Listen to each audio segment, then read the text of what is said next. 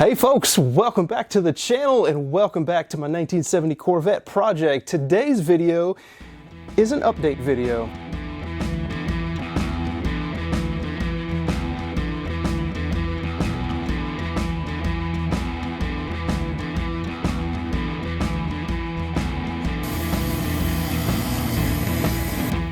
That's right, we got the block back from machining, and I want to give a big shout out to Boyette's Automotive Performance Shop in Raleigh, North Carolina for cleaning this block, putting it back together, and really just taking extreme care in measuring all clearances.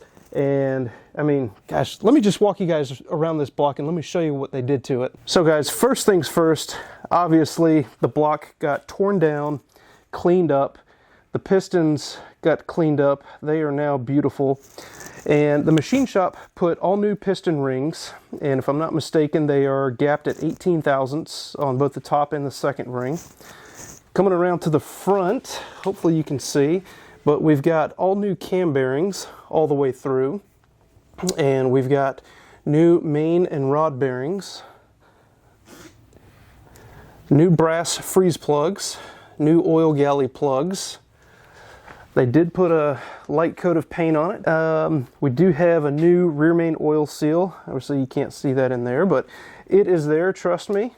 They did check all of the surfaces on the deck itself, and so from the notes that they gave me, from the build sheet and everything, the clearances on the piston rings were about 5 thousandths around the ring. The deck itself on both sides, on both banks, are good and flat. So as you can kind of tell here, they didn't have to deck the block at all. So in really good shape. As a matter of fact, Mr. Boyette himself, the elder Mr. Boyette, told me or commented that he couldn't believe this block was in such good shape. They did ask if we wanted to Magnaflux the block, but because of the condition of the block, there was really no need to do that. So I have no issues whatsoever with this block. It was put together, everything is within spec.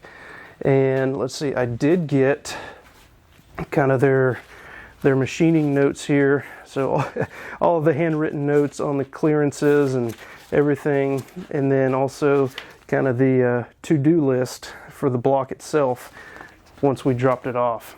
All right, so that being said, we are off to a really good start. We've got a really solid foundation on which to rebuild this block. Now, what we're working on today, I've got a couple parts here. We're gonna work on the bottom of the block. I'm gonna put the windage tray back on. We're gonna put the oil filter adapter back on. What else? A couple other things on the bottom. I don't have the oil pan ready yet to go on. I do want to paint it, sand it down, get it painted, and we are going to go with a Chevrolet orange on this block. I am not going to paint the heads because they're aluminum, and I think that aluminum look is going to look really good with the painted block. One thing I'm debating on right now is what paint to go with. I've looked at several different manufacturers. I've looked at Eastwood, I've looked at Pour 15, as well as a brand that I've never heard of called Motor Coater. And then, of course, Rust-Oleum, which, I'm kind of on the fence about that one. But if you guys have any suggestions for me on which paint to use, leave them down in the comments below. I've got my kind of top two that I'm thinking about right now, but I'd be interested to hear your experiences with either one or all of those paint products. So here's where your oil filter adapter goes on the bottom of the block, and it can go in two ways. So it can go in like this with the check valve kind of facing inward, or this way so the check valve can kind of face outward.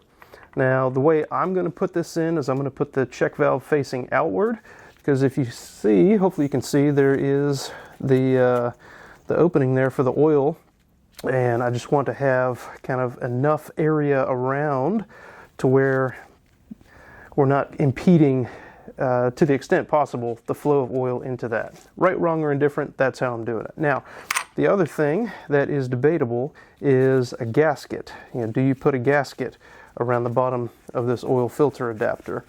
And I have read arguments for both.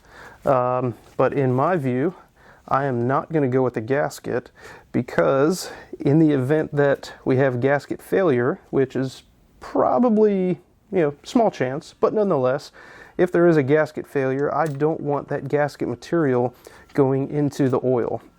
So, is that the right way to do it? I don't know, but that's how I'm going to do it. Let me know what you guys typically do when you build your engines.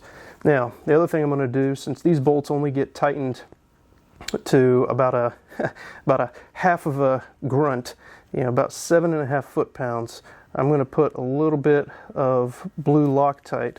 This is the gel, which I like using because it doesn't get all over the place. So I'm just going to put a little dab there on that one. Same thing on the second bolt. Oh, a little bit too much. I have to wipe some of that off. There.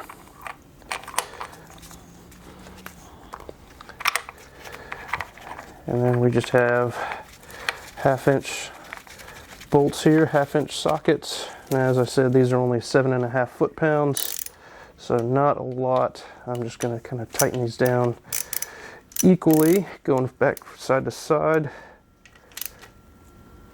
And that is really all I'm going to do right there. Now the next two things we're going to put on are the windage tray and the oil pump. Now this is the oil pump that I took off the engine.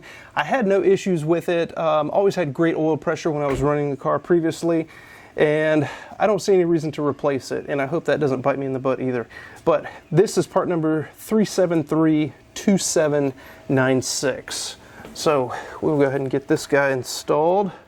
Now there are two little tabs on the block here, or on this rear cap, that I've seen some guys have issues with the alignment, but this was on the car before, so there are no issues with alignment. Now let's go ahead and put the windage tray on, because the bolt for the oil pump goes through it. Go ahead and get this guy lined up here. Get that bolt installed. Now this oil pump bolt gets torqued to 65 foot-pounds.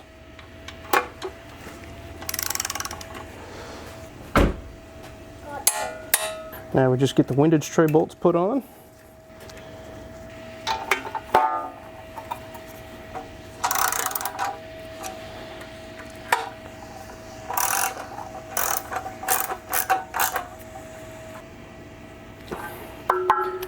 There, and that kind of takes care of the bottom end for the time being. Well guys, I think that's going to do it for this video. Again, wanted to give you guys a quick update, show you just a couple things I'm putting back on the engine. Still have the oil dipstick to put in, but I can put that in later. Now, on next video, we're going to be installing this Clay Smith's custom cam for this engine. Now, just a sneak peek, this camshaft is custom ground by Clay Smith, and just want to give a shout out to Clay Smith. They are supporting this build, and this camshaft was ground specifically for cars with vacuum operated systems, like my C3 behind me.